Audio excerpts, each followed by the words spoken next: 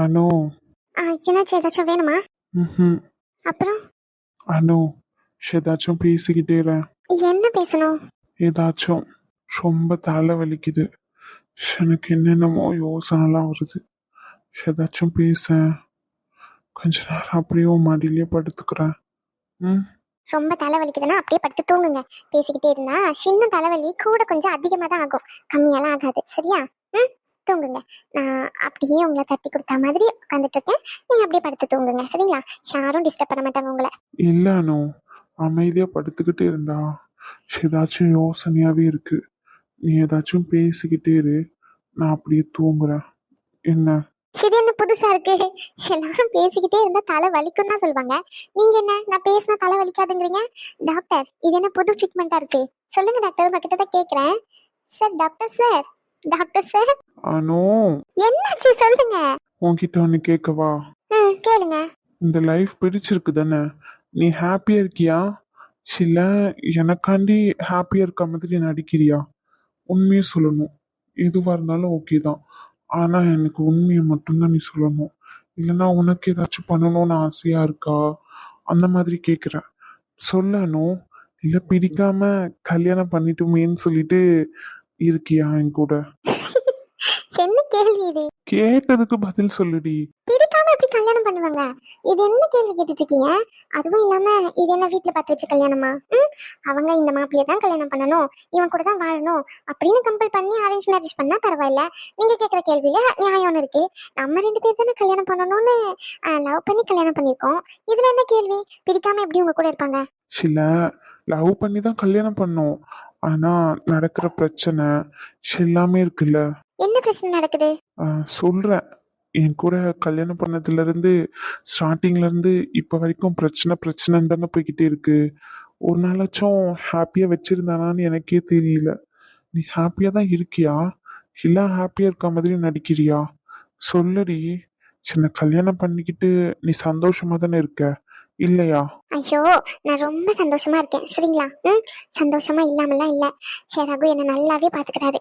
நீங்க எதை பத்தியும் யோசிக்காம கொஞ்ச நேரம் படுத்து தூங்குங்க. நீங்க கொஞ்சம் பெட் மேல ஏறி படுத்துக்கிறீங்களா? நான் போயிட்டு உங்களுக்கு சாப்பிட ஏதாச்சும் எடுத்துட்டு வரேன். ம். எதுவும் வேண்டாம். நீ இப்படியே இரு. நான் கொஞ்ச நேரம் இப்படி படுத்துக்கிட்டே இருக்கேன். எங்கேயும் போகாதடி ப்ளீஸ். டோரையாச்சும் க்ளோஸ் பண்ணிட்டு வரேனே. யாரும் வரமாட்டாங்க. அது எப்படி சொல்றீங்க யாரும் வர மாட்டாங்கன்னு? நான் வந்திருக்கேன்ல, அதான். நீங்க என்ன கரெக்டரா? நீங்க வந்தா பயந்துகிட்டு யாரும் வராம இருக்கிறதுக்கு? லூசி, நான் வந்திருக்கேன்லடி. 2 பேரும் தனியா இருக்கோம்ல. கதவு வர லாக் பண்ணிருக்கு. கதவு லாக் பண்ணவே இல்ல, க்ளோஸ் பண்ணி மட்டும் தான் வச்சிருக்கு. ரெண்டும் ஒண்ணு தாண்டி பைத்தியம். ஐயோ ரகு, சும்மா க்ளோஸ் மட்டும் தான் பண்ணிருக்கேன், லாக் பண்ணல. டக்குனு கதவு ஓபன் பண்ணிட்டு ஏதாச்சும் வந்துட்டாங்கன்னா அதுக்கு தான் சொல்றேன். அதெல்லாம் யாரும் வரமாட்டாங்க. நீ வேற ஏதாச்சும் பேசு. என்ன பேசணும்? திடீர்னு வந்தீங்க, எனக்கு ஒரு மாதிரி இருக்கு, நான் கொஞ்ச நேரம் படுத்துக்கிறேன் மடியிலன்னு சொன்னீங்க. சரி படுத்துக்கோங்கன்னு சொன்னேன். இப்ப தலை வலிக்குது ஏதாச்சும் பேசுங்கிறீங்க. எனக்கு புரியல என்ன பேசணும். அனு, சொல்லுங்க. இல்ல எப்பவுமே குழந்தைன்னு குழந்தை பத்தியே பேசிக்கிட்டு இருக்கியே. குழந்தை இல்லைன்னா, நம்மளுக்கு பிறக்கவே இல்லைன்னா நீ என்ன பண்ணுவ? உன்கிட்ட தாண்டி கேக்குறேன். நம்மளுக்கு குழந்தை பிறக்கவே இல்லை அப்படின்னா என்ன பண்ணுவ? உங்களை விட்டு போயிருவேன். ஏய், என்ன விட்டுட்டு போயிருவாங்கிற? அப்ப நீங்க மட்டும் சொல்லலாமா குழந்தை பிறக்கவே பிறக்காதுன்னு சொல்லி? அப்படியே சொல்றீங்க? ஏ லூசு, நான் சும்மா பேச்சுக்கு தாண்டி சொன்னேன். ஆனா நான் சீரியஸாவே தான் சொல்றேன். என்னால உங்களுக்கு குழந்தை பெற்று தர முடியாது அப்படின்னா நீங்க வேற ஒரு கல்யாணம் பண்ணிக்கோங்க. ஆமாடி, வேற ஒரு கல்யாணம் பண்ணிக்கிறேன். சரியா? ஏன் என் மாமா பொண்ணே இருக்கு, அவளையவே கல்யாணம் பண்ணிக்கவா? இப்பவுமே கல்யாணம் பண்ணிக்கவா? சொல்லு. சில்ல போயிட்டு இப்பவுமே பேசிட்டு வந்துருவோமா? வீட்டுலதான் இருக்காங்க என் மாமா அத்தை எல்லாருமே. சொல்லுடி, உன்கிட்ட தான் கேக்குறேன். அது என்னை பத்தி உனக்கு எப்படி தெரியுது? என்னை பத்தி எப்படி தெரியுது உனக்கு? ஏன் கத்துறீங்க? பொறுமையா பேசுங்க ரகு. வாய் அடிச்சு உடைச்சிருவோம் பத்துக்கோ. விட்டுட்டு போயிருவாளாமே. சே, தலை வலிக்குது. நீங்க வந்தேன் கொஞ்ச நேரம் அவன் கூட இருந்தா நிம்மதியா இருக்கும்னு சொல்லி. விடு, நான் கிளம்புறேன். ரகு ரகு ரகு, நீங்க மட்டும் இப்படி சொல்லலாமா குழந்தை பிறக்கவே பிறக்காதுன்னு சொல்லி? நான் பிறக்கவே பிறக்காதுன்னு சொல்லல. பிறக்கலன்னா இன்கேஸ் என்ன பண்ணுவேன்னு தான் கேட்டேன். அப்ப விட்டுட்டு போயிருவேன், அப்படித்தானே? சரி சரி. ஒருவேளை பிரச்சனை எனக்கு இருந்தா இப்போ உன்னோட தாட் எல்லாம் என்ன? உனக்கு பிரச்சனை இருக்கும் அப்படின்னு சொல்லிட்டு அப்படிதானே? ஒருவேளை என்னால குழந்தை பெத்துக்க முடியலன்னா, என்னால உனக்கு குழந்தை தர முடியாம இருந்திருந்ததுன்னா, உன்கிட்ட தாண்டி கேக்குறேன், பதில் சொல்லு. அப்பமா விட்டுட்டு போயிருவேன். ம் உன்கிட்ட தான் கேக்குறேன், சொல்லணும். இப்ப எதுக்கு நீங்க தேவையில்லாதெல்லாம் பேசிட்டு இருக்கீங்க?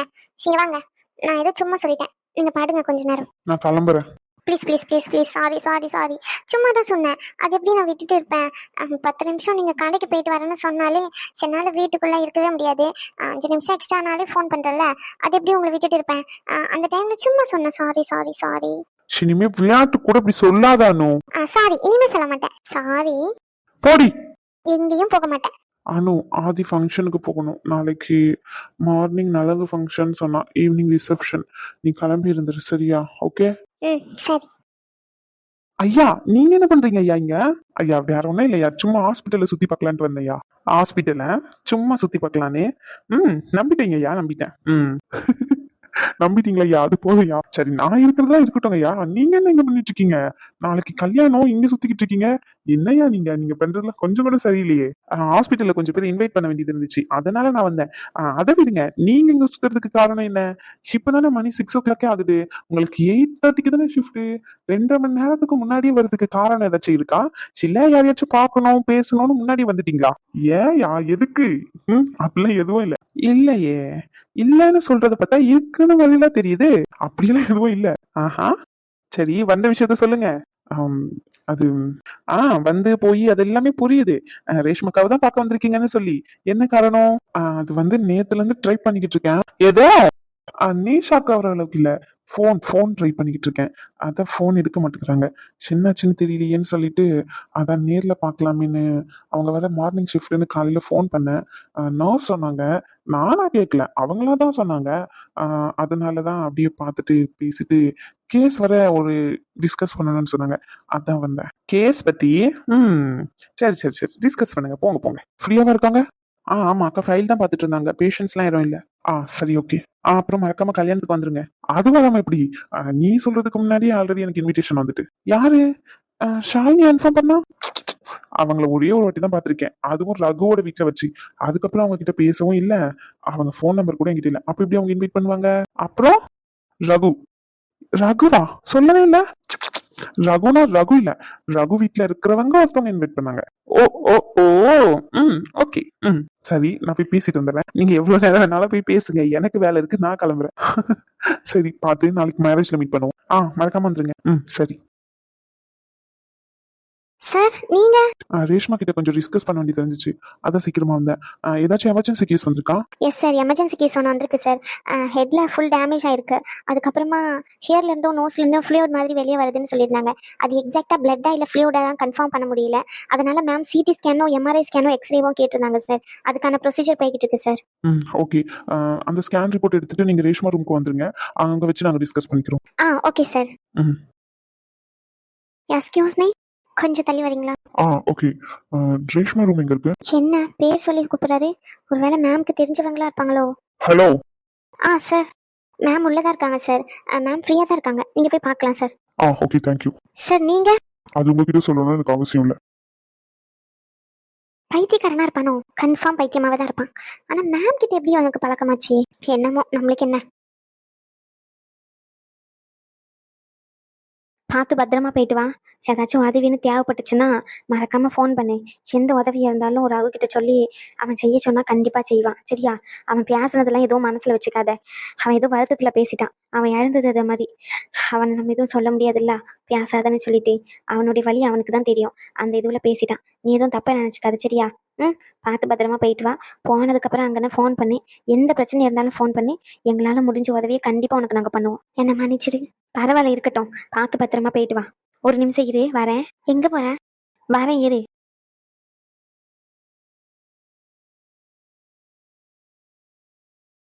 இங்க பாருதா சைனி, எதுக்கு நீ இப்போ அழுதுகிட்டு இருக்கா? இப்போ என்ன நடந்துச்சு? நான் என்ன செத்தா போயிட்டேன்? உயிரோட தானே இருக்கேன்.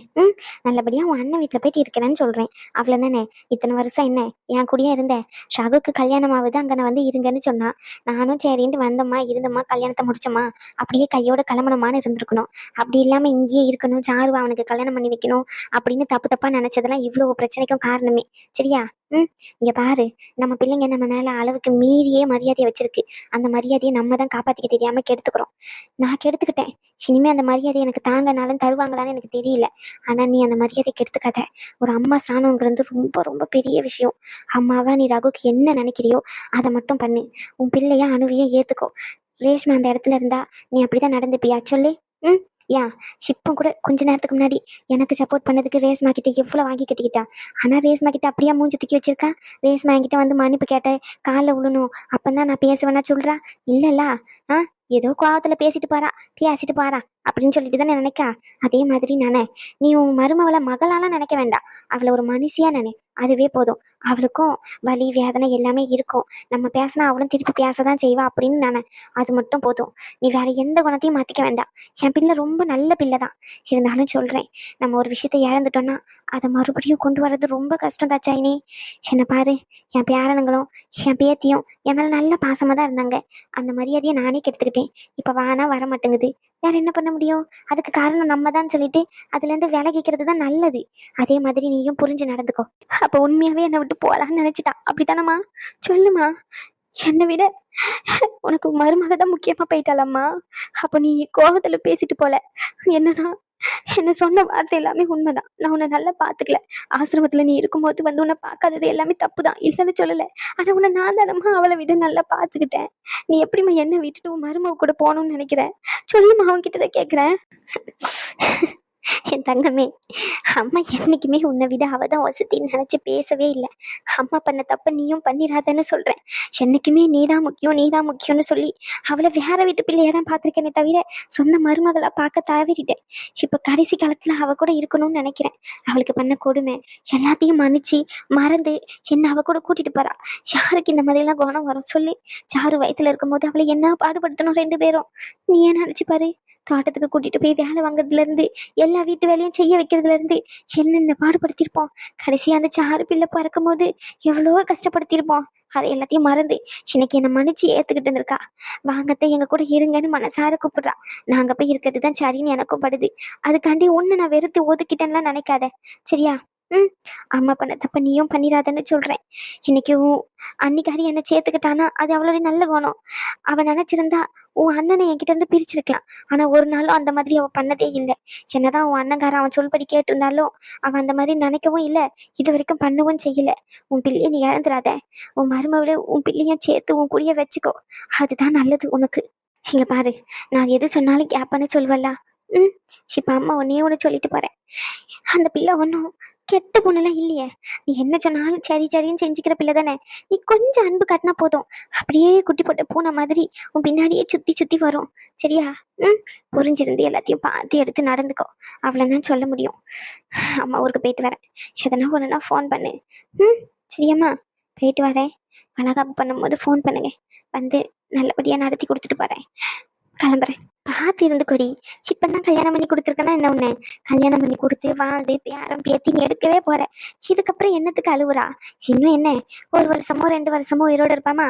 அதுக்கப்புறம் யாரை போய் சேர்ந்துருவேன் நானு. அம்மா கூடயே இருக்கணும்னு எத்தனை நாளைக்கு நீ ஆடுவா சொல்லு? ம். கொஞ்ச நாள் ஆனா அப்படியே சரியாயிடும். உன் குடும்பம்னு பார்க்க பழகிக்கோ.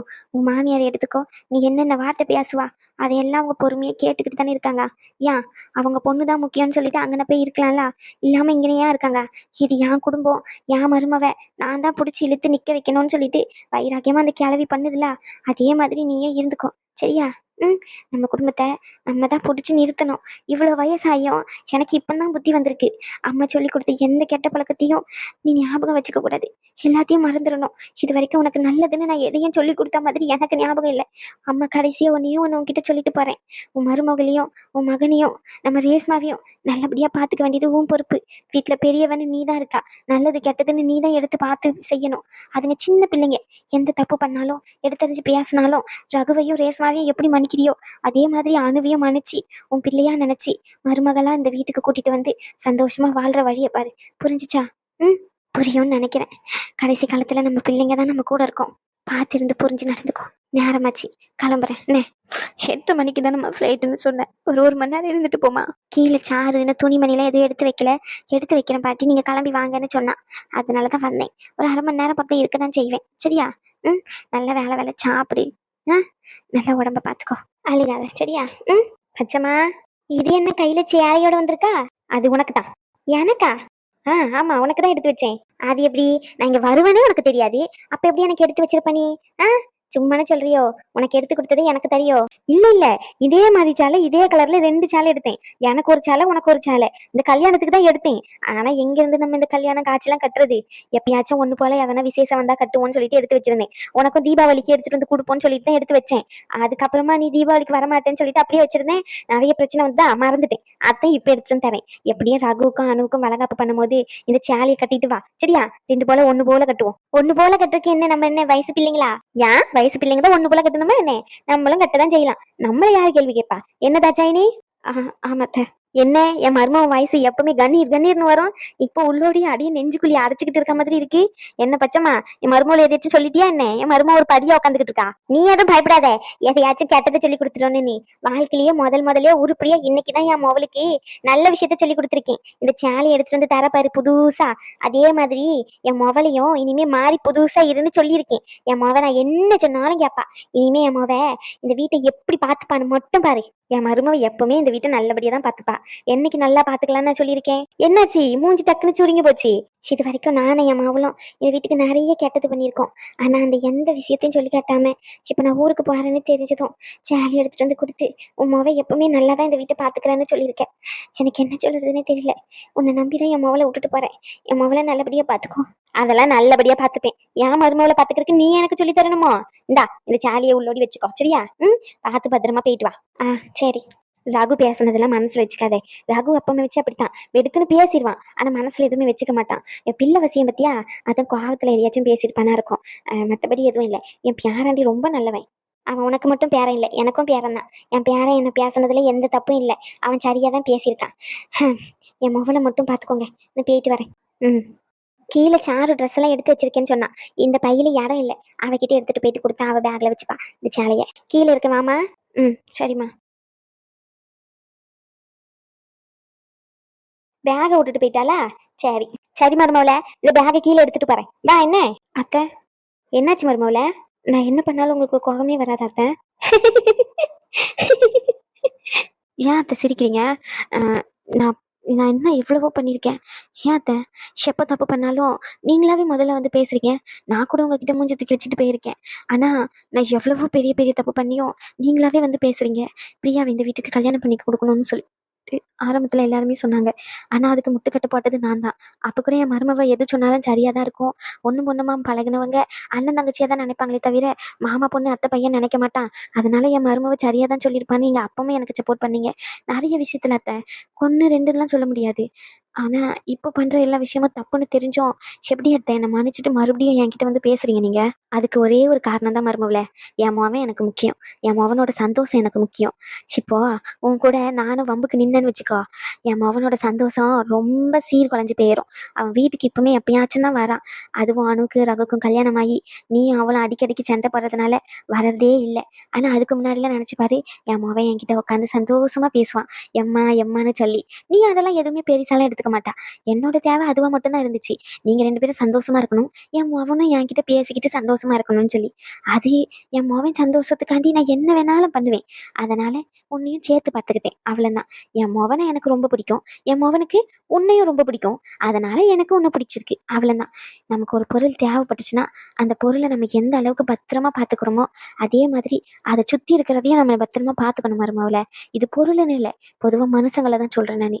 உனக்கு உன் மகன் முக்கியம்னு நினைக்கிற அளவுக்கு அணுவை முக்கியம் நீ நினைக்கிறது இல்லை. ஆனா உன் மகனுக்கு அணு ரொம்ப முக்கியம். அது உனக்கு எப்போ புரிய வருதோ அப்பவுமே நீயும் திருந்திடுவா. அப்போ தெரியும் நான் ஏன் உன்னை மன்னிச்சு உன்கிட்ட வந்து பேசுறேன்னு சொல்லி. உனக்கு நான் இப்போ சொன்னா புரியாது. என் மருமவ தானே பேசுனேன், யாரும் பேசலையே. பரவாயில்ல, பேசுனது பேசிட்டு போ. அது மூஞ்சதுக்கு வச்சு நான் என்னத்த பண்ண போறேன்? சாவு போற வயசுல. சரி, நான் இந்த பேரை கீழே எடுத்துட்டு போறேன், நீ வா.